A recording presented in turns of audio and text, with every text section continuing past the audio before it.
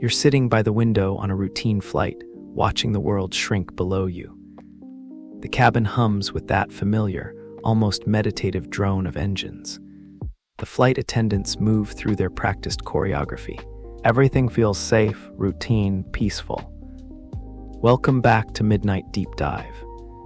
If you're new here, welcome to our cozy corner of the internet, where we explore fascinating stories designed to ease you gently into sleep. Wherever you are right now, I'm so glad you've decided to join me for tonight's adventure. Because tonight, we're exploring a mystery that has haunted aviation since humans first took to the skies.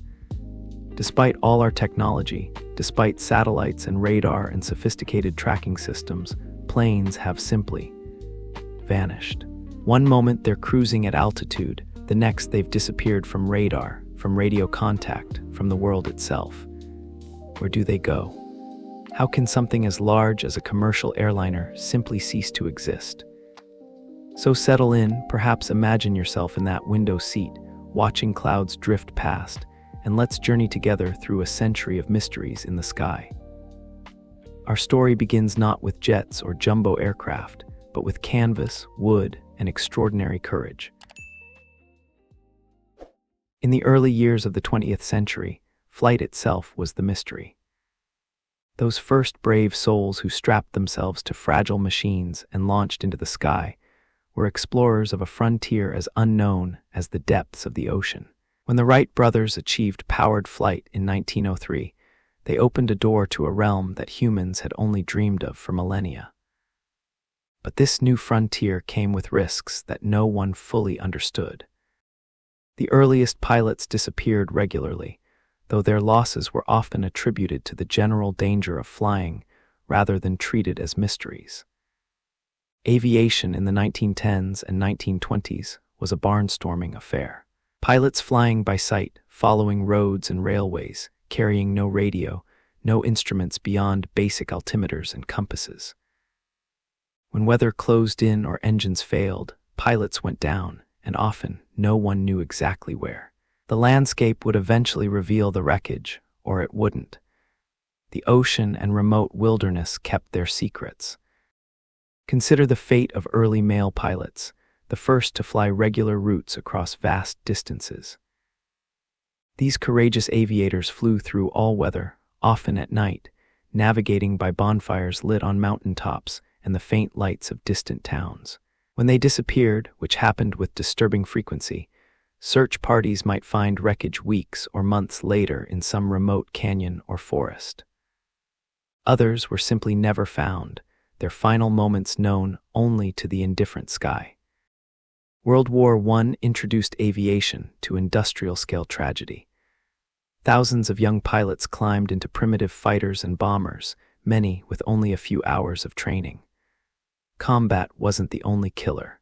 Weather, mechanical failure, and simple disorientation claimed countless lives. Pilots would fly into clouds and never emerge. They'd venture over the English Channel or the North Sea and vanish into the gray waters below. The war normalized disappearance as part of the cost of aviation, creating an acceptance that some would simply be lost to the sky.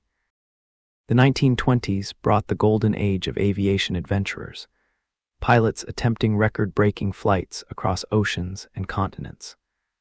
Charles Lindbergh succeeded in crossing the Atlantic solo in 1927, but many others attempting similar feats simply vanished. French aviators François Colli and Charles Nungesser disappeared over the Atlantic just days before Lindbergh's successful flight. They took off from Paris, were spotted over Ireland, and then nothing. The ocean claimed them and their aircraft completely. Were they close to success when they went down? Did they see the American coast? We'll never know. What strikes you about these early disappearances is the acceptance. Communities mourned, but there was an understanding that aviation was inherently dangerous, that pushing into the unknown meant some wouldn't return. Pilots were celebrated as heroes precisely because everyone understood the risks. There was romance in this era of aviation, but it was a romance tinged with the very real possibility of vanishing into clouds or ocean and never being found. The technology of the era made disappearance almost inevitable. Pilots navigated by dead reckoning, calculating their position based on speed, time, and compass heading. A slight miscalculation, an unexpected headwind, and a pilot could be miles off course without knowing it. Over ocean or desert or jungle, a few miles could mean the difference between landing near help and disappearing forever. Fuel calculations were approximate at best. An engine that consumed slightly more fuel than expected could leave a pilot with an empty tank and no options. Communication was nearly non-existent.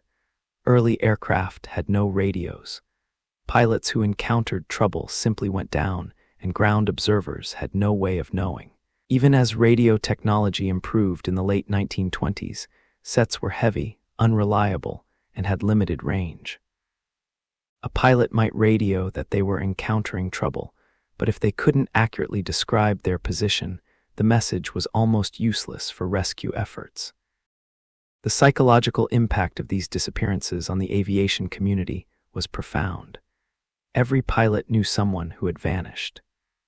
They flew their missions knowing that weather could close in without warning, that engines could fail over hostile terrain, that navigational errors could leave them hopelessly lost. Yet they flew anyway, driven by the same spirit of exploration that sent ships into uncharted waters centuries before. They were mapping not just the sky, but the very limits of human courage and technological capability. This era taught aviation its first hard lessons about the importance of navigation, communication, and weather awareness. Each disappearance, each tragedy, added to the growing body of knowledge about what could go wrong and how to prevent it. But all the lessons in the world couldn't prepare aviation for its most famous disappearance, one that would capture the world's imagination and remain unsolved nearly 9 decades later. On July 2, 1937, somewhere over the vast Pacific Ocean, one of the most famous pilots in the world vanished. Amelia Earhart, along with her navigator Fred Noonan, was attempting to circumnavigate the globe at the equator. She had completed most of the journey, with just one particularly challenging leg remaining. The flight from Lee, New Guinea, to tiny Howland Island, a speck of coral barely 2 miles long in an ocean that stretches for thousands of miles in every direction. They took off into tropical heat, their Lockheed Electra loaded with fuel, and flew toward the horizon. Hours later, they were gone. To understand Amelia Earhart's disappearance, you first need to understand who she was. Born in 1897, she grew up in an era when women were expected to live constrained lives. But Earhart was different. She worked as a nurse's aide during World War I, studied medicine, and then, fatefully, took a flight as a passenger that changed her life forever. She described the experience simply. As soon as we left the ground, I knew I myself had to fly. Earhart became more than just a pilot. She became a symbol of female empowerment and human possibility. She was the first woman to fly solo across the Atlantic, the first person to fly solo from Hawaii to California, and a tireless advocate for aviation and women's opportunities.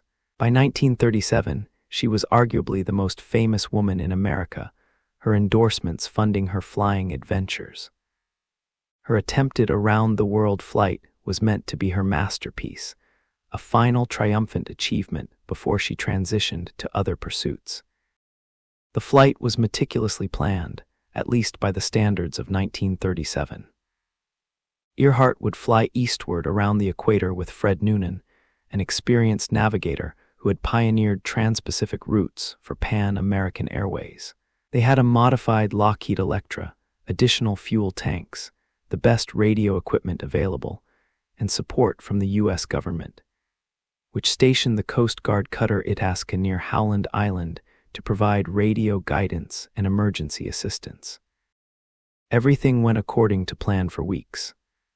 They flew from California to South America, across the Atlantic to Africa, then across Africa and India, through Southeast Asia to New Guinea. By the time they reached Lee, they had covered about 22,000 miles. Only 7,000 remained, with the Howland to Hawaii leg being the most challenging. The final day began before dawn on July 2nd. Earhart and Noonan took off at 10 a.m. local time, their Electra Heavy with 1,000 gallons of fuel for the roughly 18-hour flight. The weather was good, spirits were high. For several hours, they flew over empty ocean, the sun climbing and then beginning its descent toward evening. The Itasca began receiving radio transmissions from Earhart around 2:45 a.m. on July 3rd, Howland time. Her voice was strong at first, but the messages were troubling. She couldn't hear the Itasca's transmissions clearly, making two-way communication nearly impossible. She was reporting her position and asking for bearings, but the ship couldn't get a good fix on her signal. The transmissions became more frequent and more urgent as the hours passed. At 7:42 a.m., Earhart's voice crackled through the radio. "We must be on you, but we cannot see you.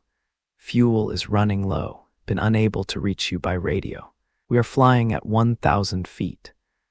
The Itasca's crew could hear her clearly, could hear the strain in her voice, but she apparently couldn't hear them. At 8:43 a.m. came the final transmission. "We are running north and south." Then silence. The Itasca immediately began searching. Within days, the Navy had mobilized a massive search effort involving ships and aircraft covering 250,000 square miles of ocean.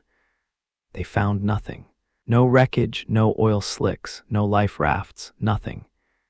It was as if the Electra had simply been erased from existence. The mystery spawned theories that persist to this day.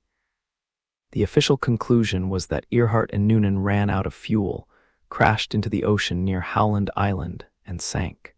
The Electra would have gone down quickly in those waters, several thousand feet deep, leaving little time for distress signals or life raft deployment. This explanation is both the simplest and the most likely, but it's also the least satisfying. Could the most famous pilot in America really have simply miscalculated and crashed? Alternative theories abound. Some suggest that Earhart landed on Gardner Island, now Nicumararo, about 350 miles southeast of Howland. This theory gained support when artifacts possibly linked to Earhart were found on the island in the 1940s and in more recent expeditions. A piece of aluminum that might have come from an Electra, a jar of anti-freckle cream popular in the 1930s, bones that might have been Earhart's, though analysis is inconclusive. The theory suggests she survived for days or weeks as a castaway before succumbing to the elements. More controversial theories involve the Japanese. Some claim Earhart was on a spy mission for the U.S. government, was captured by the Japanese, and died in their custody. Others suggest she survived the war and returned to the U.S. under a false identity. These theories are dramatic but lack credible evidence. They emerged partly from Cold War paranoia and partly from the very human desire for Earhart's story to have a more interesting ending than a simple crash at sea. The truth is likely somewhere in the straightforward. Navigation over vast ocean with 1937 technology was incredibly difficult. Even small errors in heading or wind calculations could put an aircraft dozens of miles off course. Howland Island was a tiny target. If Earhart and Noonan missed it by even a few miles, they might never have seen it. Once their fuel ran low, they would have had limited options. A water landing would have been their only choice, and even a successful ditching would likely have resulted in the aircraft sinking quickly. What makes Earhart's disappearance so haunting is the intimacy of those final radio transmissions. We can hear the worry in her voice, the confusion about why she can't find this island that should be right in front of her. We know the Itasca was desperately trying to help, but couldn't make her hear. It's a tragedy of miscommunication and the vast indifference of the ocean. Her disappearance changed aviation in several ways. It demonstrated the critical importance of reliable two-way radio communication and better direction-finding equipment. It showed that even the most experienced pilots needed better navigation tools for overwater flight. And it created an enduring mystery that reminds us how easily someone can vanish into the vastness of our world, even someone as famous and accomplished as Amelia Earhart. To this day, expeditions continue searching for definitive evidence of what happened. The mystery endures partly because we can't accept that someone so extraordinary could simply be lost to the sea without a trace. But perhaps that's exactly what happened, and in that simple tragedy lies a profound truth about aviation. The sky and sea are vast, and they don't care about fame or courage or careful planning. Sometimes, despite our best efforts, people vanish into the blue. The 1940s brought aviation into the modern era, and also into the deadliest conflict humanity had ever seen. World War II transformed flying from an adventure for the daring few into an industrial operation involving millions of people and tens of thousands of aircraft. The war years saw incredible advances in aviation technology, but they also saw losses on a scale that made previous disappearances seem almost quaint. Yet even among the countless aircraft lost to combat and training accidents, one disappearance stands out, giving birth to one of aviation's most enduring legends. December 5, 1945. The war had been over for only 4 months. At Naval Air Station Fort Lauderdale in Florida, 5 TBM Avenger torpedo bombers prepared for a routine training flight. These weren't ancient biplanes, but modern military aircraft, equipped with radios and flown by trained naval aviators. The mission, designated Flight 19, was straightforward. Fly east to the Bahamas for bombing practice, then navigate a triangular course back to base. Perfect weather, experienced pilots, overwater navigation practice that dozens of flights completed every week. The flight took off at 2:10 p.m. under the command of Lieutenant Charles Taylor, an experienced instructor with over 25 hours of flight time. Everything proceeded normally through the bombing practice. Then, around 3:45 p.m., the base received a strange radio call. Taylor reported that both his compasses had failed. He believed they were over the Florida Keys, far to the south of where they should have been. In reality, based on their flight time and path, they were likely northeast of the Bahamas, but Taylor's disorientation was complete. What followed was a descent into confusion that would end in tragedy. Radio communications revealed increasing panic as Taylor realized he was lost, but couldn't accept his actual position. He rejected suggestions to fly west toward Florida, insisting they were in the wrong location. As the afternoon wore on, weather deteriorated, fuel gauges dropped toward empty, and daylight began to fade. The last clear transmission came around 7:04 p.m. All planes close up tight. We'll have to ditch unless landfall. When the first plane drops below 10 gallons, we all go down together. Then silence. Flight 19, 5 aircraft and 14 men vanished. The Navy immediately launched a rescue operation. A Martin Mariner flying boat with a crew of 13 took off to search for the missing flight. 23 minutes after takeoff, the Mariner also disappeared. One moment it was on radar, the next it was gone. A tanker in the area reported seeing an explosion and oil slick at approximately the same time and location. The Mariner, known for fuel vapor issues that earned them the nickname flying gas tanks, had apparently exploded in midair. 13 more men lost. Despite massive searches covering over 250,000 square miles, no trace of Flight 19 or the Mariner was ever found. No bodies, no life rafts, no debris. The official Navy report concluded that Flight 19 became lost, ran out of fuel, and ditched in rough seas at night. The aircraft would have sunk quickly in the deep Atlantic waters. The Mariner's loss was attributed to an explosion. Case closed. Except it wasn't. In 1950, a writer named E.V.W. Jones published an article about this and other disappearances in an area of the Atlantic bounded by Miami, Bermuda, and Puerto Rico. In 1964, Vincent Gaddis coined the term Bermuda Triangle in a magazine article. By 1974, Charles Berlitz's book, The Bermuda Triangle, had become a bestseller, claiming that the area was a vortex of mysterious forces that caused ships and planes to vanish without explanation. The legend grew to encompass dozens of disappearances. Ships found abandoned with food still on the table, aircraft that vanished in perfect weather, compass malfunctions, and strange phenomena. The theories ranged from magnetic anomalies to time warps to underwater alien bases. The Bermuda Triangle became part of popular culture, a place where the normal rules didn't apply, where the unexplained happened with regularity. The reality is far more mundane, though no less tragic. The Bermuda Triangle isn't any more dangerous than any other heavily traveled ocean area. Statistical analysis shows that the number of losses is proportional to the amount of traffic passing through the region. The area is subject to sudden weather changes, strong currents, and deep waters that make recovery of wreckage difficult. Many of the disappearances attributed to the Triangle were either in other locations, explained by known causes, or exaggerated in their mystery. Flight 19's disappearance, while tragic, isn't particularly mysterious when examined closely. An instructor became disoriented, refused to accept navigational guidance, and led his flight on a course that took them far out into the Atlantic as fuel ran low and darkness fell. A water landing at night in rough seas would have been survivable only briefly, and the aircraft would have sunk quickly in waters over a mile deep.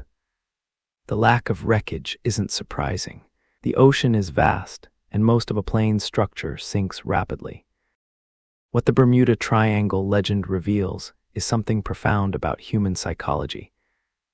We need explanations, and simple explanations often feel insufficient for dramatic events. A navigation error leading to fuel exhaustion feels anticlimactic for the loss of 14 men and 5 aircraft. It's more satisfying, in a strange way, to believe in mysterious forces, unexplained phenomena, something that makes these losses feel special rather than simply tragic mistakes.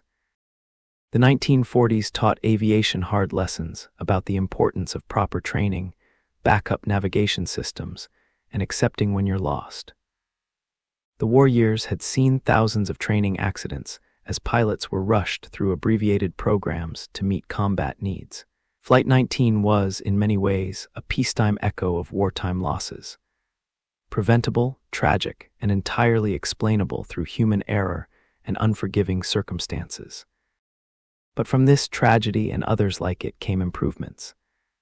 Better navigation training, backup systems, clearer protocols for what to do when lost, improved search and rescue procedures. The men of Flight 19 didn't die because of mysterious forces in the Bermuda Triangle. They died because navigation was hard, mistakes compound quickly, and the ocean is vast and unforgiving.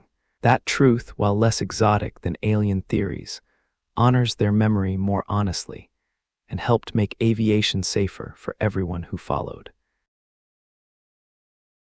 The 1950s and 1960s represented a golden age of commercial aviation. Jet aircraft were revolutionizing travel, shrinking the world in ways that would have seemed magical just decades earlier.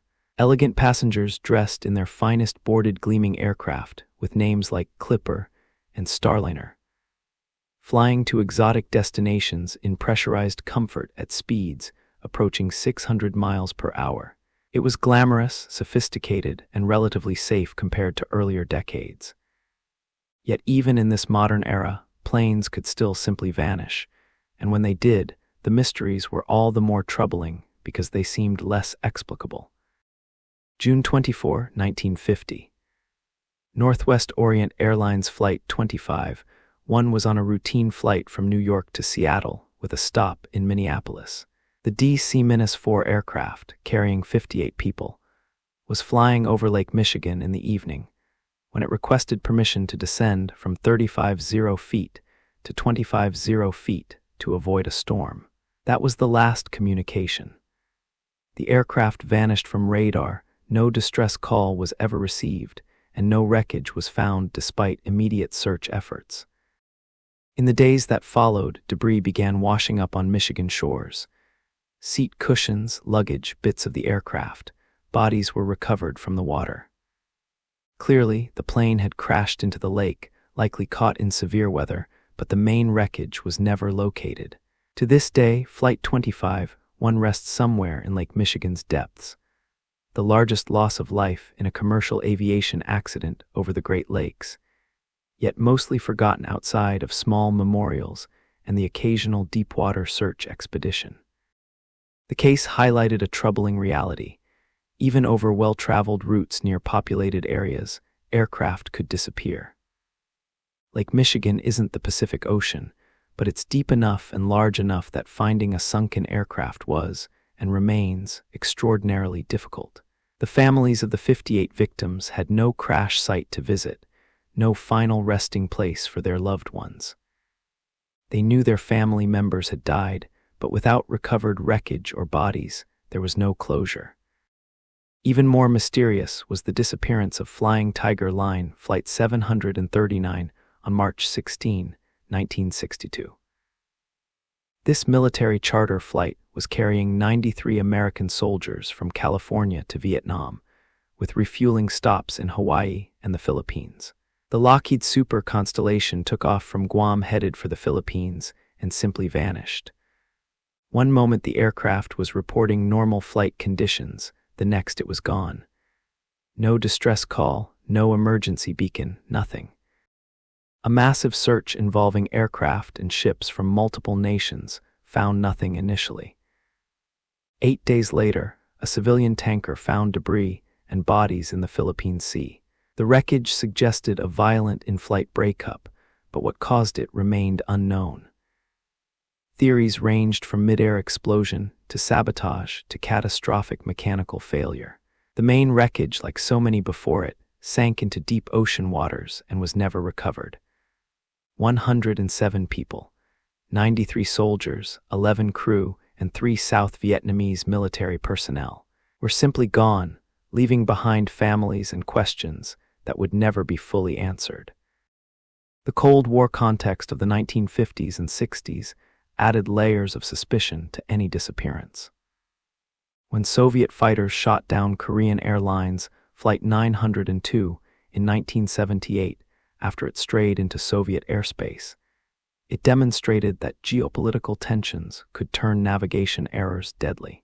Earlier disappearances of military and civilian aircraft near Soviet or Chinese airspace led to speculation about secret shootdowns, captured crews, and international conspiracies.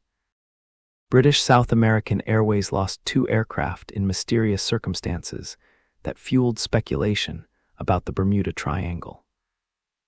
The Star Tiger vanished in January 1948 while flying from the Azores to Bermuda. The Star Ariel disappeared in January 1949 on a flight from Bermuda to Jamaica. Both were modern aircraft operated by experienced crews in good weather. Neither sent distress signals. Neither was ever found. The airline ceased operations shortly after, undermined by the loss of confidence these disappearances created. The introduction of jet aircraft in the late 1950s brought new possibilities and new risks.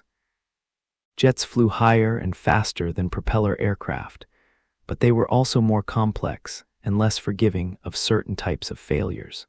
Early jet engines were less reliable than modern turbofans. Pressurization systems could fail catastrophically. The higher altitudes meant that explosive decompression was more dangerous. Pan American World Airways Flight 7, romantically named Romance of the Skies, disappeared in November 1957 while flying from San Francisco to Honolulu. The Boeing Stratocruiser, carrying 36 passengers and 8 crew, sent a routine position report, then went silent. Days later, wreckage was found floating in the Pacific, and some bodies were recovered.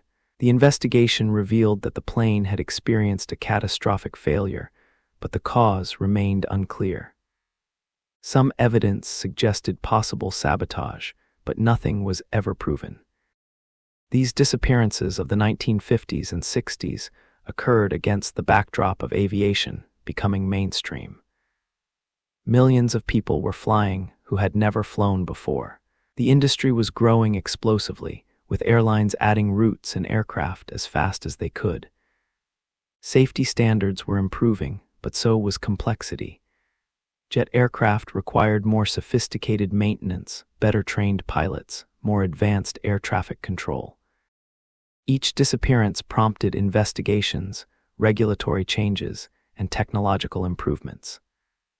The requirement for better tracking over ocean areas, improved communication systems, more robust emergency locator beacons, all emerged from hard lessons learned. The Civil Aeronautics Board and later the Federal Aviation Administration developed increasingly detailed investigation procedures, recognizing that every crash, every disappearance held lessons that could prevent future tragedies. What strikes you about this era is the tension between glamour and danger. Advertisements showed beautiful passengers sipping cocktails in spacious cabins while cruising above the weather at impossible speeds. The reality, for those who thought about it, was that these aircraft were flying over vast oceans and remote wilderness where help was hours away at best. A mechanical failure, a navigation error, severe weather, any of these could transform a routine flight into a tragedy. Yet people kept flying because the alternative, slow ocean crossings or days-long train journeys, was increasingly unacceptable in a world that was rapidly shrinking. Aviation was making the planet smaller, making business and tourism and family connections possible in ways previous generations couldn't have imagined. The disappearances were tragic, but they were also statistical outliers in an industry that was moving millions of people safely. The Cold War added another dimension, the knowledge that some disappearances might not be accidents but deliberate acts. Hijackings, sabotage, and shoot-downs were real possibilities in an era of intense geopolitical tension. When an aircraft vanished near hostile airspace, was it a navigation error or something more sinister? Often, we simply couldn't know. By the end of the 1960s, commercial aviation was statistically safer than it had ever been, yet disappearances continued. The lesson was becoming clear. Technology could reduce risk, but never eliminate it. As long as humans were flying over vast oceans and remote areas, as long as aircraft were complex machines subject to countless potential failures, some would be lost. The goal wasn't to eliminate all risk. That was impossible. The goal was to learn from every loss, to implement improvements, and to make the next generation of flight safer than the last. The 1970s brought a new kind of aviation mystery, the deliberate disappearance. Hijacking became almost commonplace in the early part of the decade, with over 130 attempts in the United States alone between 1968 and 1972. Most hijackings ended with the aircraft diverted to Cuba, the hijacker arrested, or sometimes tragedy. But one particular hijacking ended in a disappearance so complete, so audacious, that it's never been solved despite being one of the most investigated crimes in FBI history. November 24, 1971, the day before Thanksgiving. Northwest Orient Airlines Flight 305 took off from Portland, Oregon, headed for Seattle. Among the 36 passengers was a man in his mid-40s wearing a business suit and dark sunglasses. He had checked in under the name Dan Cooper, though media reports would later mistakenly call him DB. Cooper, and that's the name that stuck. Shortly after takeoff, Cooper handed a note to a flight attendant. She initially ignored it, assuming it was a passenger trying to flirt. Cooper leaned close and said quietly, "Miss, you'd better look at that note. I have a bomb."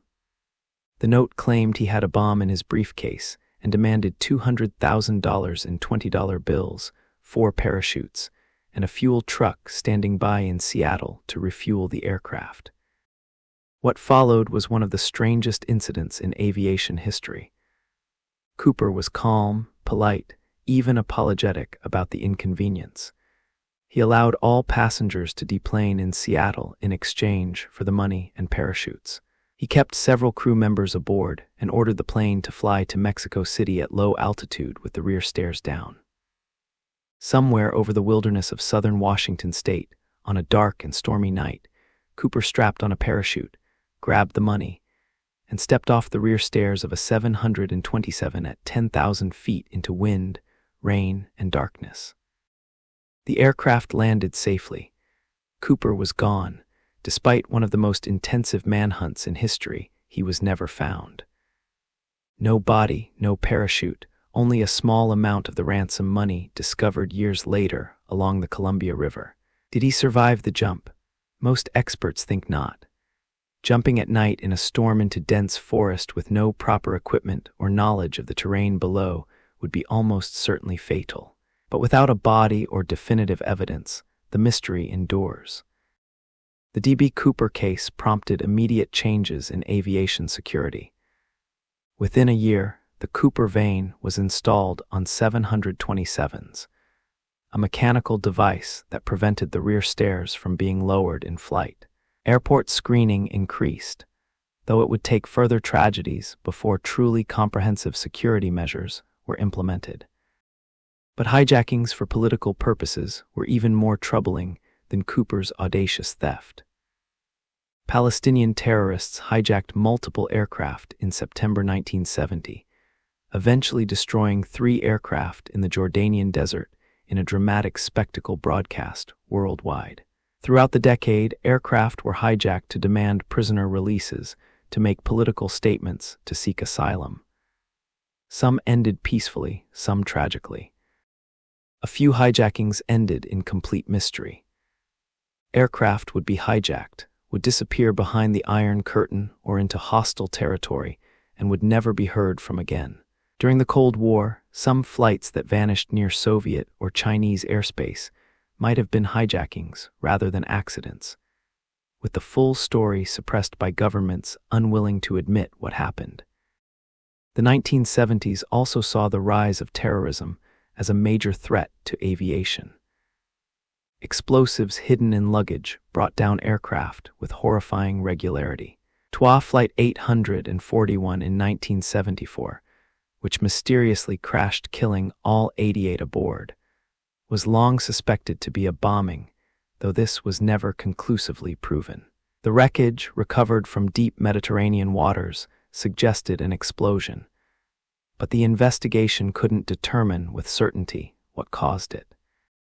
Varig Flight 967, a Boeing 707, disappeared over the Pacific Ocean in January 1979. The Brazilian aircraft was flying from Tokyo to Los Angeles when it vanished. No distress call was received, no wreckage was ever found, and all 135 people aboard were lost. The cause remains officially undetermined, though theories range from explosive decompression to sabotage to catastrophic structural failure. The Pacific Ocean, thousands of feet deep along the flight path, kept its secrets. The psychological impact of hijackings on air travel was profound. For the first time, passengers boarding flights had to consider that their aircraft might be seized, might be used as a weapon or bargaining chip, might not reach its intended destination. Security checkpoints became routine, and with them, the acceptance that air travel required giving up certain freedoms for safety. Metal detectors became mandatory at U.S. airports in 1973, dramatically reducing hijacking attempts. But the cat-and-mouse game between security measures and those seeking to exploit vulnerabilities had begun.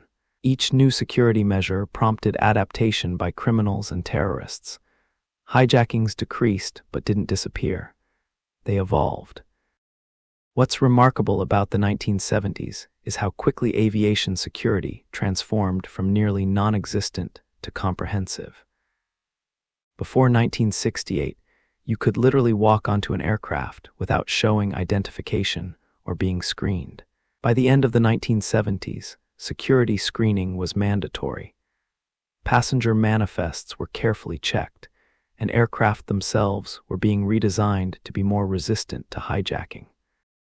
The D.B. Cooper case remains aviation's great unsolved crime, but it's also a reminder of how vulnerable the system once was. The fact that a single person could hijack an aircraft with apparent ease, extort a ransom, and escape into the night highlights just how much security has improved. Today, Cooper's hijacking would be impossible. The rear stairs on modern aircraft can't be opened in flight. Cockpit doors are reinforced. Air marshals ride random flights. Multiple layers of security make such an attempt almost certainly doomed to fail. Yet the legend of D.B. Cooper endures, romanticized as a daring crime against a faceless corporation that harmed no one. The reality is less romantic. Cooper's jump was likely fatal. His crime spawned countless copycat attempts that endangered lives, and his actions contributed to the security apparatus that makes modern air travel more burdensome. But mysteries have a way of being romanticized, and disappearances especially so. Somewhere in the forests of Washington state, or in the Columbia River, or perhaps never to be found, lies the answer to what happened to Dan Cooper. Until we find it, he remains aviation's greatest ghost. By the 1980s and 1990s, aviation had entered the modern era. Aircraft were equipped with sophisticated navigation systems, multiple backup instruments, weather radar that could see storms dozens of miles ahead, and communication systems that kept pilots in constant contact with ground controllers. Black boxes recorded flight data and cockpit conversations, providing investigators with crucial evidence when accidents occurred. Radar coverage had expanded dramatically. Satellites were beginning to provide global tracking capabilities. By every measure, flying was safer than ever before. Yet planes still disappeared, and when they did, the mysteries seemed more troubling precisely because they shouldn't have been possible. June 23, 1985. Air India Flight 182, a Boeing 747 named Emperor Kanishka, was cruising at 31,000 feet over the Atlantic Ocean, en route from Montreal to London. Suddenly, the aircraft vanished from radar. No distress call, no emergency transmission, just gone. The wreckage, scattered across the cold waters south of Ireland, told the story. A bomb hidden in luggage had exploded, tearing the aircraft apart at altitude. All 329 people aboard were killed in what was, at the time, the deadliest aviation terrorist attack in history. What made this disappearance particularly haunting was how complete it was. One moment the aircraft existed, the next it was debris falling through 30,000 feet of sky into the ocean. The black boxes were eventually recovered from the ocean floor, confirming the explosion. But the human stories, the final moments, were lost to the violence of the blast and the cold Atlantic waters. The Air India bombing demonstrated that even sophisticated aircraft could be brought down by simple explosives. It prompted a complete overhaul of baggage screening procedures worldwide. The idea that unaccompanied luggage could be loaded onto an aircraft, that bags weren't being screened for explosives, that a terrorist could check a bag onto a connecting flight and then not board. All of these vulnerabilities were exposed by this tragedy. South African Airways Flight 295, on November 28, 1987, presented a different kind of mystery. The Boeing 747 was flying from Taiwan to South Africa when the crew reported a fire in the cargo hold. They declared an emergency and began descending toward Mauritius for an emergency landing. The pilots fought to control the aircraft as the fire spread. Their last transmission, remarkably calm given the circumstances, reported they would ditch in the ocean. The aircraft crashed into the Indian Ocean. All 159 people aboard died. The subsequent investigation raised more questions than answers. The wreckage, recovered from the ocean floor years later, showed evidence of a catastrophic fire, but the source was never definitively determined. Theories ranged from hazardous cargo that ignited to electrical failure to sabotage.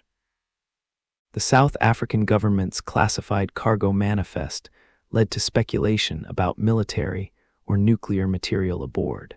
The full truth remains elusive, lost with the aircraft in the deep waters of the Indian Ocean. Korean Airlines Flight 7 in September 1983 represented a different kind of disappearance, one that was caused by geopolitical tensions of the Cold War. The Boeing 747 strayed into Soviet airspace, likely due to navigation errors by the crew. Soviet fighters intercepted the aircraft and, after failed attempts at communication, shot it down. All 269 people aboard were killed. The Soviets initially denied responsibility, claiming the aircraft was on a spy mission. It took years for the full story to emerge, and the black boxes weren't recovered until decades later. This incident highlighted how navigation errors, even in modern aircraft with sophisticated systems, could have catastrophic consequences. The pilots had apparently not noticed that their autopilot wasn't following the correct track, a subtle error that carried them hundreds of miles off course into one of the most sensitive airspaces in the world. The tragedy led to the decision to open up GPS, previously a military-only system, for civilian aviation use. Throughout the 1980s and 90s, aircraft automation increased dramatically. Glass cockpits replaced mechanical instruments. Flight management computers could navigate entire routes with minimal pilot input. Autopilots became sophisticated enough to handle most of the flying, from shortly after takeoff to shortly before landing. These advances made flying safer in many ways, reducing pilot workload and minimizing human error. But automation introduced new vulnerabilities. Pilots needed to understand complex systems and know when to trust them and when to take over manually. Several accidents in this era occurred when pilots became confused by automated systems, or when automation masked problems until they became critical. Air France Flight 447, which we'll explore more in the next chapter, would be the ultimate example of automation contributing to catastrophe. The introduction of GPS revolutionized navigation, making it nearly impossible to get truly lost. Yet accidents still happened. Aircraft still crashed due to pilot error, mechanical failure, or weather. The difference was that modern aircraft left detailed records.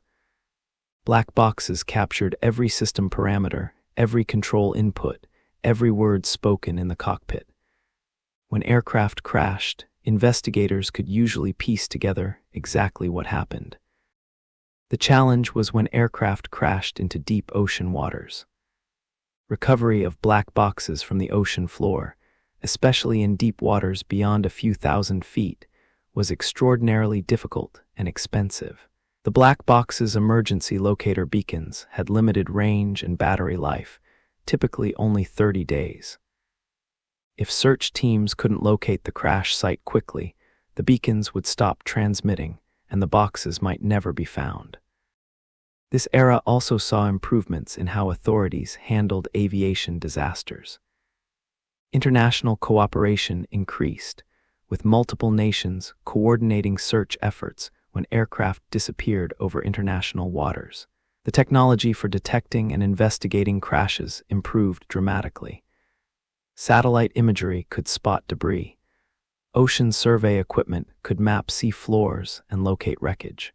DNA analysis could identify victims even from fragmentary remains.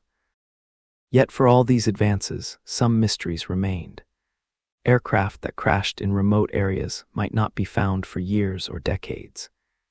In 1997, a Silk Air flight crashed in Indonesia, killing all 104 aboard, and the investigation became mired in controversy over whether the crash was deliberate.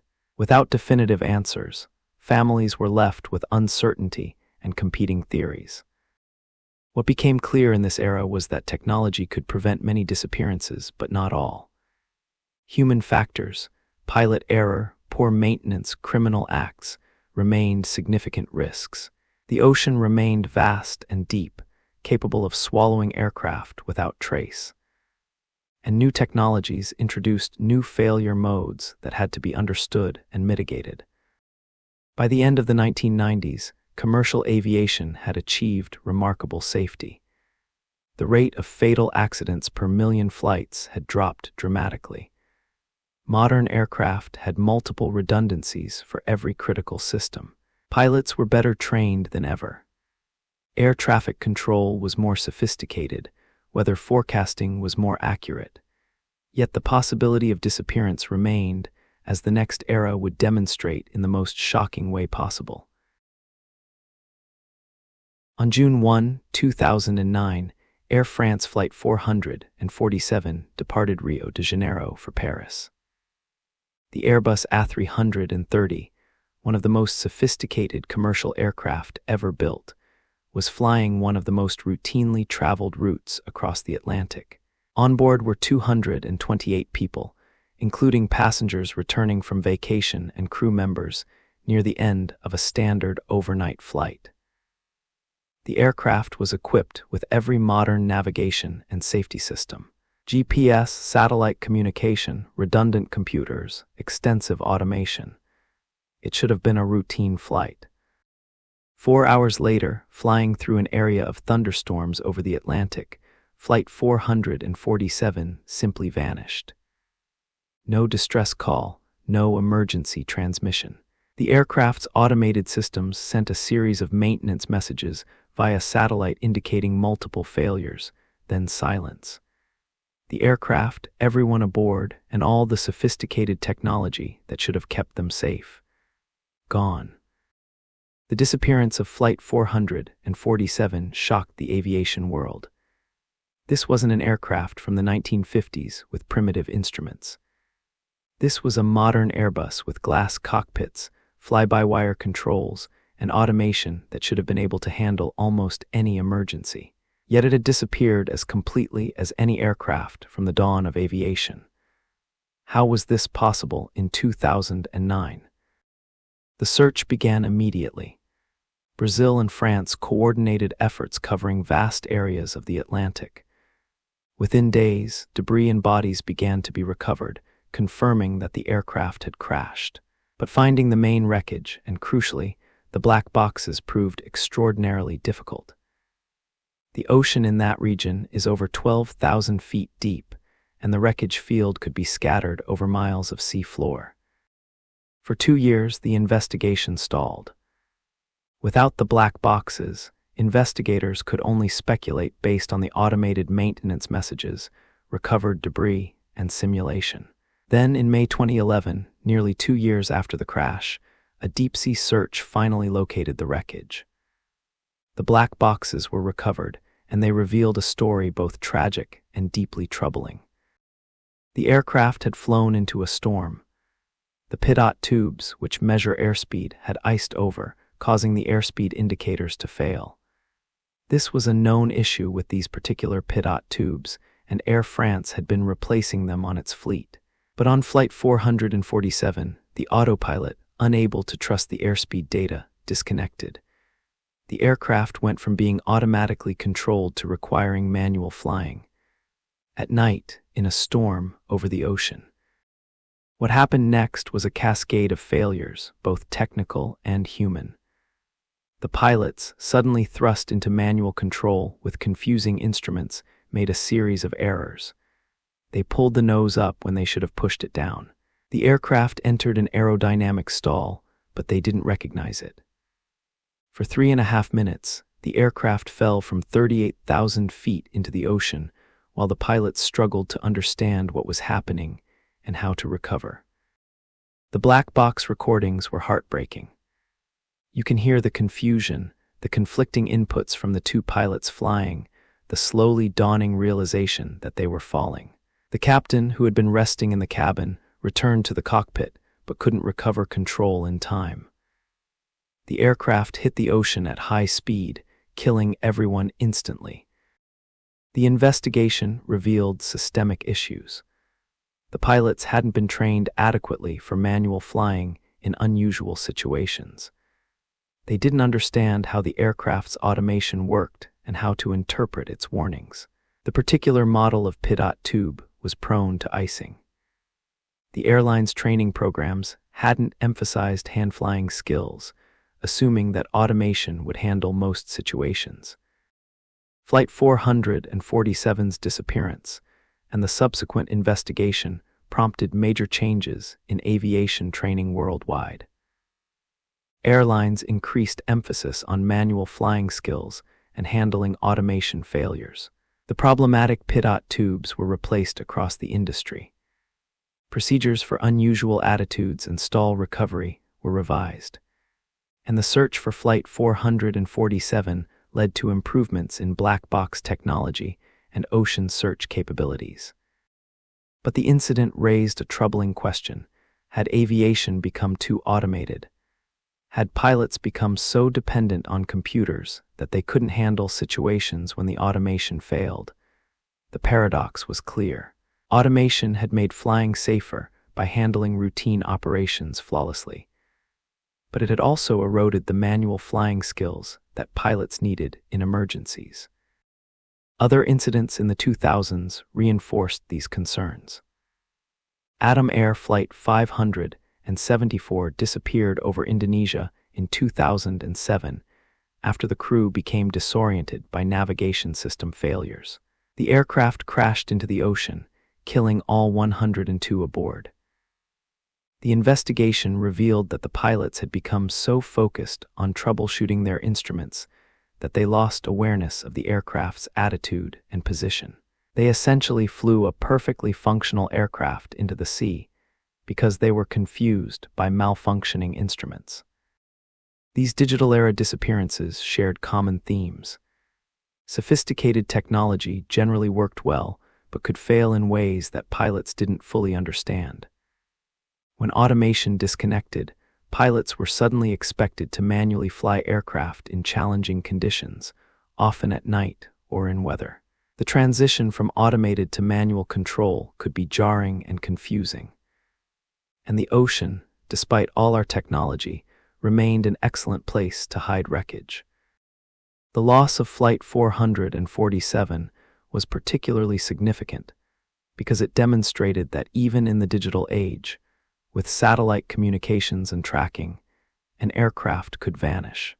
The automated maintenance messages told investigators something had gone wrong, but not what or where. The black boxes, despite being sophisticated devices, were only found after 2 years of searching. If the search hadn't persisted, if the wreckage had been in even deeper water, the mystery might never have been solved. The 2000s marked a transition in aviation safety.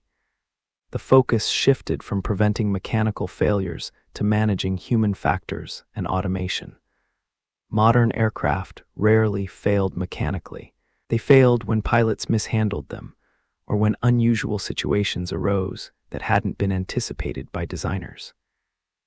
The challenge became ensuring that pilots remained skilled manual flyers while also understanding complex automated systems.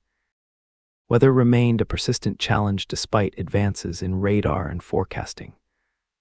Thunderstorms, wind shear, and icing could still bring down aircraft if pilots made wrong decisions. The ocean remained vast and deep, making recovery of wreckage expensive and sometimes impossible. And as aircraft became more complex, understanding why they crashed required more specialized knowledge and more sophisticated investigation techniques. By the end of the 2000s, commercial aviation was statistically the safest it had ever been. Yet high-profile disappearances like Flight 447 reminded everyone that safety was not absolute. The goal wasn't perfection. That was impossible. The goal was continuous improvement, learning from every incident, and ensuring that the next generation of pilots and aircraft benefited from the hard lessons of the past. But the most shocking lesson was still to come, in a disappearance that would dwarf all others in its mystery and frustration. March 8, 2014, a date that would become synonymous with aviation's greatest mystery. Malaysia Airlines Flight 370, a Boeing 777-200ER, pushed back from the gate at Kuala Lumpur International Airport at 12:41 a.m. local time, bound for Beijing. It was a routine red-eye flight, scheduled to arrive in Beijing at 6:30 a.m. On board were 227 passengers from 14 nations and 12 crew members. The aircraft was modern, reliable, and in good condition. The weather was clear. Everything seemed normal. At 1:19 a.m., barely 40 minutes after takeoff, the aircraft reached cruising altitude, and the co-pilot made what would be the last voice transmission. Good night. Malaysian 370. The plane was about to leave Malaysian airspace and enter Vietnamese airspace. Air traffic controllers acknowledged. Everything was routine. 2 minutes later, at 1:21 a.m., MH370's transponder stopped transmitting. The aircraft's identification tag vanished from civilian radar screens. Controllers tried to make contact. No response. They tried again, still nothing. Within minutes, alarm bells were ringing. An aircraft had simply disappeared. What happened next would unfold over hours, days, weeks, and eventually years. As the most extensive and expensive search operation in aviation history, tried to answer a simple question. What happened to MH370? Military radar, which continued to track the aircraft after civilian radar lost it, revealed something shocking. MH370 hadn't crashed. It had turned sharply to the west, back across the Malay Peninsula, flying what appeared to be a deliberate course. It flew over Malaysia and out into the Strait of Malacca, then turned northwest toward the Andaman Sea. The last military radar contact was at 2:22 a.m., more than an hour after the transponder stopped, with the aircraft flying northwest over the Andaman Sea at 29,500 feet. Then came an even more remarkable discovery. A communications satellite had been automatically pinging MH370 every hour, and the aircraft's satellite system had been responding with brief handshake signals. These pings contained no location data or information about what was happening aboard the aircraft, but they confirmed that MH370 had continued flying for hours after disappearing from radar. The final ping was received at 8:19 a.m., more than 7 hours after takeoff. Analysis of these satellite pings, using principles of physics and signal analysis, allowed investigators to determine that MH370 had flown south into the remote Indian Ocean. Somewhere in a vast area thousands of miles from its intended destination, the aircraft had run out of fuel and crashed. But where exactly? The satellite data could only narrow the location to a search area hundreds of miles long in some of the deepest, most remote ocean on Earth. What makes MH370 so frustrating is that we know some things with reasonable certainty, but the crucial details remain unknown. We know the aircraft turned deliberately. That wasn't an accident or mechanical failure. We know it flew for hours after deviating from its flight plan. We know it ended up in the southern Indian Ocean, but we don't know why it turned, who controlled it during those hours of flight, what happened to the passengers and crew, or exactly where it crashed. The theories are numerous and troubling.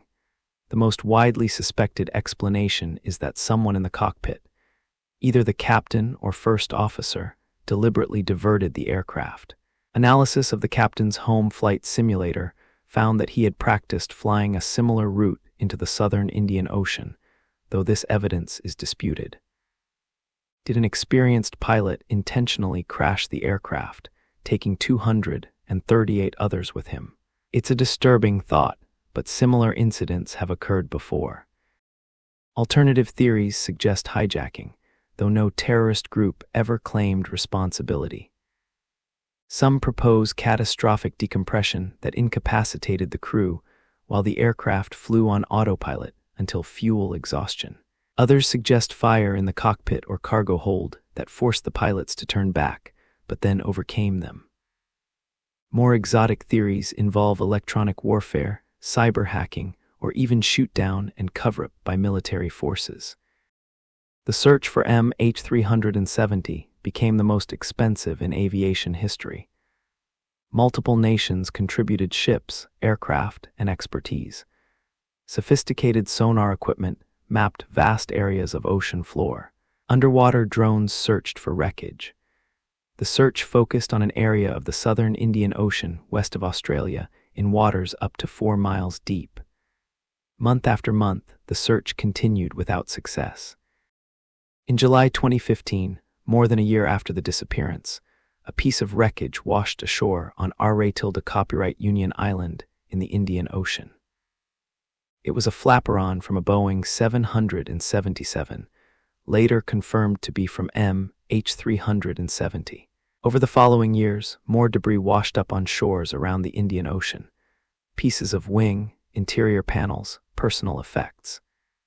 Each piece confirmed that MH370 had crashed somewhere in the Indian Ocean, but the location of the main wreckage remained unknown. The official search, covering 120,000 square kilometers of ocean floor, was suspended in January 2017 without finding the main wreckage. A private search by Ocean Infinity in 2018 covered another 112,000 square kilometers, also without success. The aircraft, despite being one of the most searched-for objects in history, remained lost. For the families of those aboard MH370, the disappearance has been a continuing nightmare. Without wreckage, without bodies, without definitive answers, closure is impossible. They're left with theories and speculation, with partial evidence that suggests what might have happened, but doesn't provide certainty. Many families believe the full truth hasn't been revealed, that governments know more than they've disclosed. The mystery of MH370 exposed troubling gaps in aviation tracking. How could a large commercial aircraft simply disappear in the 21st century? The answer was that over vast ocean areas, aircraft were tracked only by occasional radio position reports, and if in satellite coverage, by automated pings. If a pilot turned off the transponder and stopped making radio calls, the aircraft could fly undetected for hours. The incident prompted immediate changes. Airlines began requiring more frequent position reporting over oceans. New regulations mandated that commercial aircraft carry tracking systems that couldn't be disabled from the cockpit. Work began on space-based systems that would track every aircraft in real time, eliminating any possibility of disappearance. These improvements came too late for MH370, but they should prevent similar mysteries in the future. What MH370 teaches us is humbling. Despite all our technology, despite satellites and radar and sophisticated analysis, we can still lose an aircraft. The ocean is vast, deeper than Mount Everest is tall in some places, and mostly unmapped. A Boeing 777 is a large aircraft, but it's still a tiny object in the immensity of the sea. Finding wreckage requires knowing approximately where to look. And if that location is uncertain by even a few dozen miles, the search area becomes impossibly large.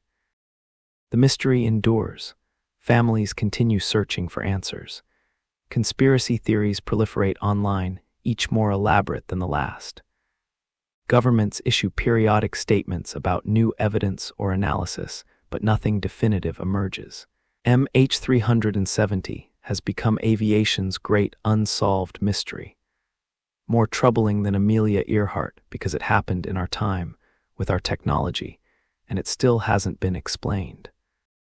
Somewhere in the southern Indian Ocean, at depths where sunlight never reaches and pressure would crush a human instantly, lies the wreckage of MH370. The black boxes, if they could be found, would likely answer most questions about what happened. But the ocean keeps its secrets, and for now, those 239 people and the aircraft they boarded on a routine flight to Beijing remain lost, their final moments unknown, their fate a mystery that haunts aviation and reminds us that for all our advancements, some things remain beyond our ability to explain or recover. The years since MH370 have seen aviation grapple with both persistent mysteries and evolving threats. While the industry has become safer than ever by almost every statistical measure, the vulnerability of aircraft to both accidents and deliberate acts remains a sobering reality. Recent disappearances and near misses have revealed new challenges and highlighted how quickly a routine flight can become a tragedy or a mystery. July 17, 2014, just months after MH370 vanished, Malaysia Airlines suffered another catastrophic loss. Flight MH17, a Boeing 777 flying from Amsterdam to Kuala Lumpur, was shot down by a surface-to-air missile over eastern Ukraine. All 298 people aboard were killed. This wasn't a mystery in the traditional sense. Wreckage and bodies were scattered across fields in a war zone, and evidence clearly indicated a missile strike. But the political complexities of the conflict, the difficulty of investigating in an active war zone, and disputes over responsibility made this a different kind of aviation tragedy. MH17 represented a new category of threat, commercial aircraft becoming unintended victims of military conflicts. The aircraft had been flying through airspace that was considered safe, though a war was being fought on the ground below. Several airlines had already rerouted to avoid the area, but many continued flying there because it was technically open. The shootdown prompted an immediate global reevaluation of how to assess risk in conflict zones. In October 2018, Lion Air Flight 610 crashed into the Java Sea shortly after takeoff from Jakarta, killing all 189 people aboard. The Boeing 737 MAX was new, delivered to the airline just 2 months earlier. The crash investigation revealed a catastrophic chain of events involving a new automated system called MCAS, which was designed to prevent stalls but had malfunctioned due to a faulty sensor. The pilots fought to control the aircraft, but lost that battle in just 13 minutes. The wreckage of Lion Air 610 was located and recovered relatively quickly, aided by the shallow waters of the Java Sea and the proximity to shore. But a similar crash 5 months later, Ethiopian Airlines Flight 302, killing 157 people, revealed that the Lion Air crash wasn't an isolated incident, but a fundamental design flaw in the 737 MAX. The worldwide grounding of all 737 MAX aircraft became one of the biggest aviation controversies in recent history. These crashes highlighted how, even in the modern era, certification processes could miss critical flaws, how pressure to compete could lead to compromises in safety, and how pilots could be overwhelmed by malfunctions in systems they hadn't been adequately trained to handle. The Boeing 737 MAX saga wasn't about disappearance, but it was about mystery. The mystery of how such problems could exist in a thoroughly regulated industry, and how pilots could die fighting systems that were supposed to help them. Egyptair Flight 804 in May 2016 presented a more traditional mystery. The Airbus A320 was flying from Paris to Cairo when it vanished from radar over the Mediterranean Sea. All 66 people aboard were lost. Wreckage was eventually found and the black boxes were recovered, but the cause of the crash remained disputed. French investigators suspected technical failure, while Egyptian authorities claimed evidence of explosives, suggesting terrorism. Without definitive conclusions, families were left with uncertainty. Geography continues to play a role in aviation mysteries. Indonesian aviation, in particular, has faced challenges due to the nation's geography. Thousands of islands, vast ocean areas, mountainous terrain, and unpredictable weather. Multiple crashes in Indonesian airspace have resulted in difficult searches for wreckage. The combination of mountains, jungles, and deep ocean trenches means that finding crash sites can take days or weeks, and recovering wreckage can be extraordinarily challenging. Near misses in recent years have highlighted vulnerabilities that most passengers never consider. GPS jamming and spoofing, particularly near conflict zones and certain national borders, can disrupt navigation systems. While aircraft have backup navigation methods, the reliance on GPS has become so complete that jamming creates genuine safety concerns. Incidents of false GPS signals directing aircraft off course, while rare, demonstrate how electronic warfare techniques could threaten civilian aviation. The COVID-19 pandemic created its own strange period in aviation history. Suddenly, skies that had been filled with thousands of daily flights became nearly empty. Airlines grounded fleets and passenger numbers collapsed. While this period didn't involve disappearances, it revealed how fragile the aviation industry's economics are and how quickly normal can be disrupted. The return to regular operations has been gradual, with new challenges around pilot currency, maintenance of aircraft that sat unused for months, and changing travel patterns. Drones present an evolving threat that aviation authorities are still learning to manage. Multiple incidents of near misses between commercial aircraft and drones have occurred worldwide. While no major accident has resulted yet, the potential for a drone to be ingested into an engine or strike a windscreen is very real. The rapid proliferation of drones has outpaced regulatory frameworks, creating a situation where thousands of unauthorized objects regularly operate in airspace where they don't belong. Recent years have also seen cases that initially seemed like mysteries, but were resolved quickly thanks to modern technology.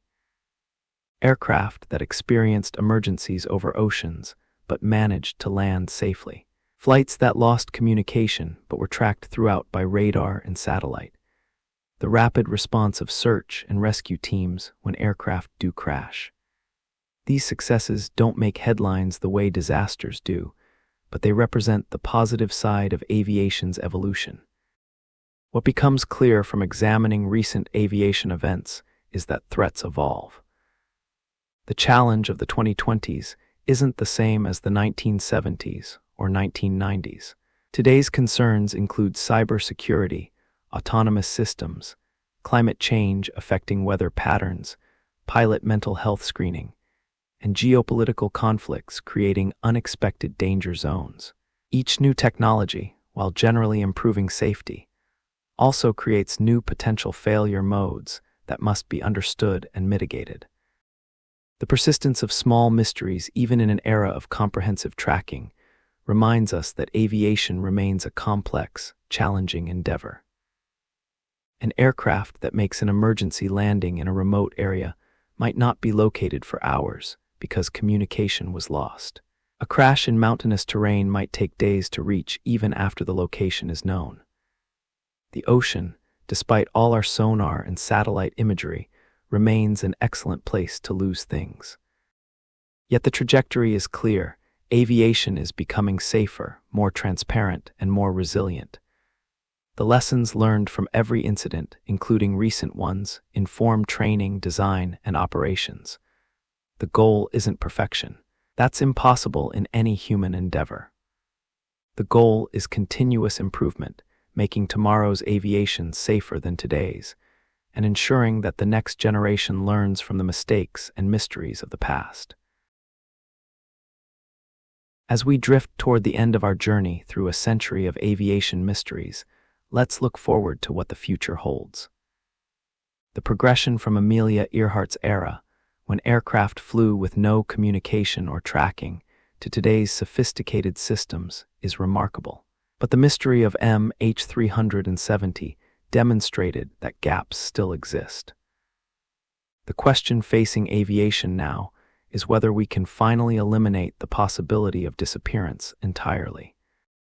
The answer is almost certainly yes, but it requires investment, cooperation, and accepting trade-offs between privacy, cost, and comprehensive monitoring.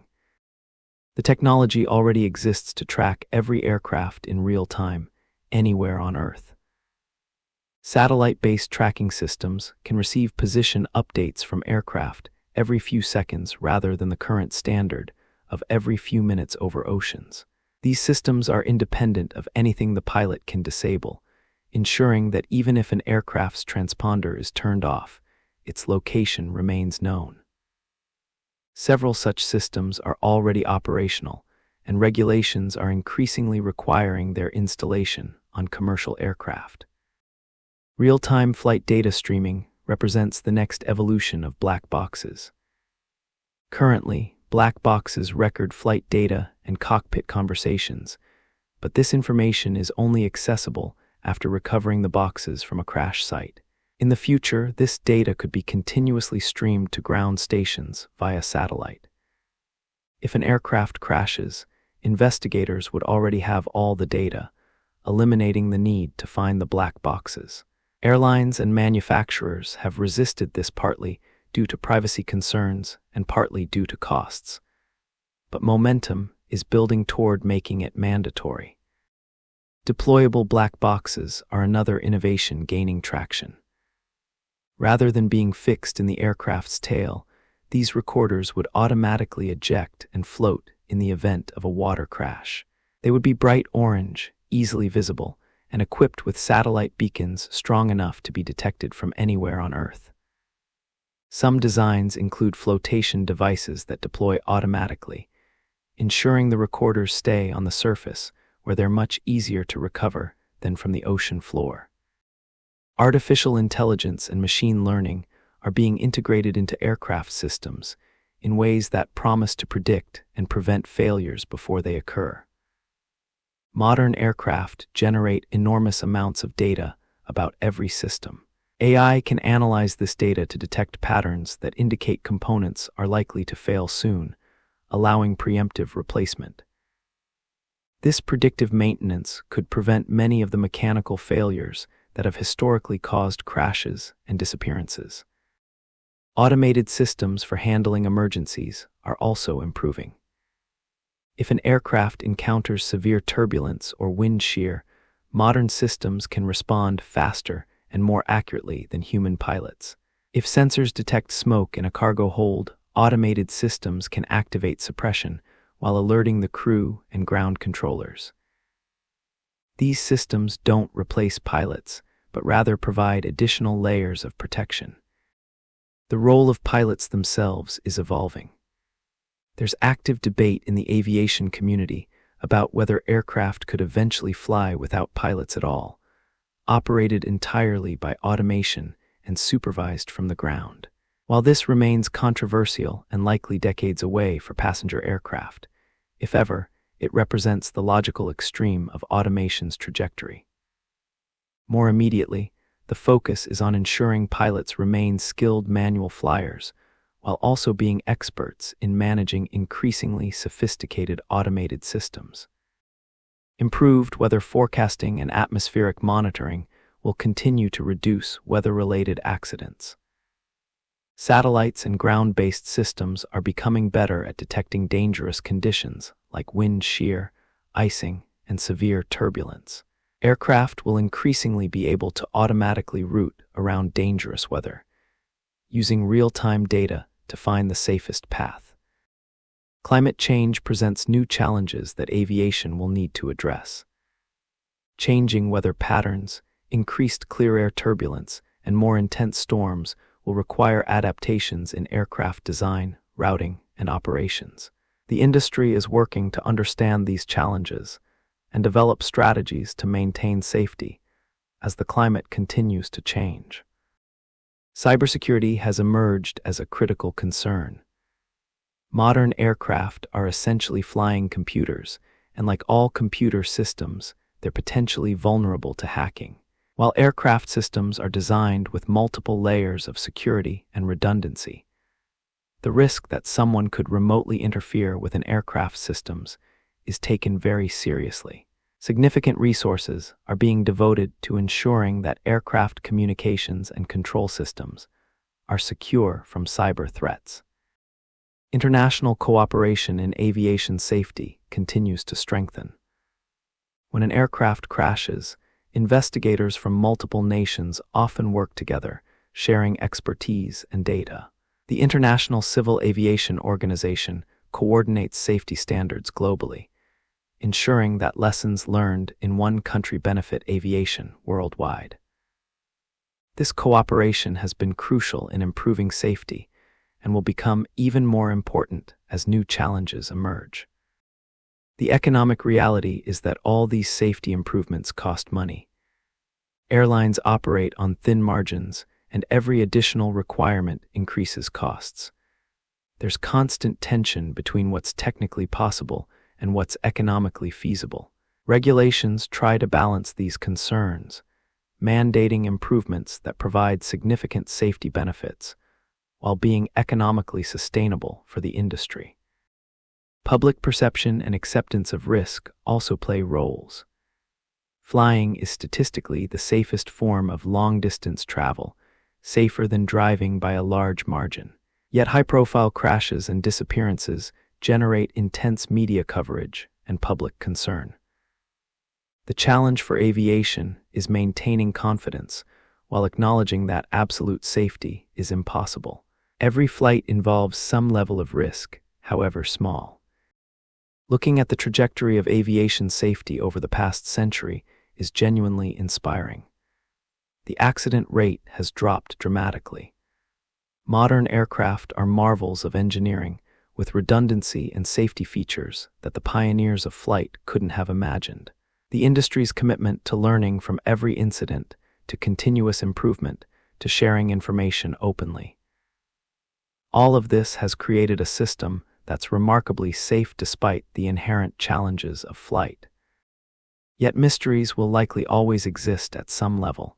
The ocean is vast and deep. Remote wilderness areas are difficult to search. Equipment can fail in unexpected ways. Human behavior can be unpredictable. We can reduce the probability of disappearance to near zero, but zero itself remains elusive. What we can do is ensure that every disappearance, every mystery, teaches us something that prevents the next one. The families of those lost deserve this commitment. The millions of passengers who fly every day deserve this commitment.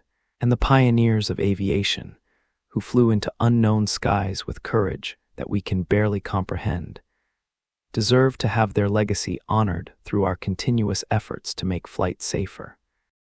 The future of aviation will likely include fewer mysteries, but it will never be without risk. The key is maintaining vigilance, embracing new technologies thoughtfully, learning from mistakes, and never becoming complacent. Flying is a miracle. The fact that humans can board metal tubes and be transported across continents and oceans in hours would seem like magic to previous generations. That this miracle is also remarkably safe is a testament to human ingenuity, cooperation, and dedication to improvement. Tonight, we've traveled together through a century of mysteries in the sky. From the canvas and wood biplanes of the early 1900s to the sophisticated jets of today, we've explored how aircraft have vanished into ocean, jungle, and endless sky, leaving behind questions that sometimes remain unanswered for decades or forever. We've seen how each mystery, each tragedy, contributed to the remarkably safe system we have today, where millions of people fly daily with extraordinary safety. Thank you for joining me on this journey through the mysterious history of aviation. If you're already drifting off, then our mission is complete. But if you're still awake, perhaps another deep dive through one of our previous episodes will carry you gently into slumber. Until we meet again in these quiet hours, may your dreams be filled with safe landings, clear skies, and the quiet certainty that every mystery eventually teaches us something that makes the world a little safer for those who follow.